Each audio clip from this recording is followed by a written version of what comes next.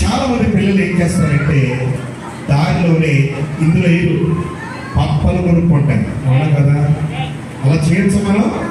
అది మంచి మనసు కాదు. ఏసైకి ఇవ్వాల్సింది ఏసైకి ఇవ్వాలి. పప్పలు కొనుక్కోవడానికి కనుక మమ్మీ డాడీ డబ్బులు ఇస్తే పప్పలు కొనుక్కోవాలి, చేతులు కట్టాడు.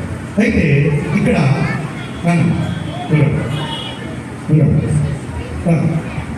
స్పీడ్గా రైట్.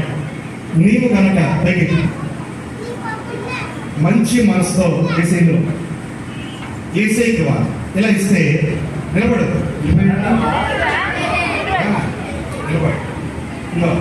ఏసైకి ఇచ్చింది ఎప్పుడు కూడా ఏసై ఎవరి దగ్గర కూడా దాచుకోండి. ఇదో చూడండి, డౌట్ వచ్చింది ఎవరికైనా చూసుకోండి. తర్వాత ఇద్దరు ఇట్టో అద్దులు ఇట్టో సొక్కాయలు ఇట్టో జోగులు ఇట్టో అర్థమవుతుందా? రైట్. ఏసైకి ఎంత చూడండి అలా మీరు ఖర్చు చూపించండి, బాగా తొలపండి గట్టిగా.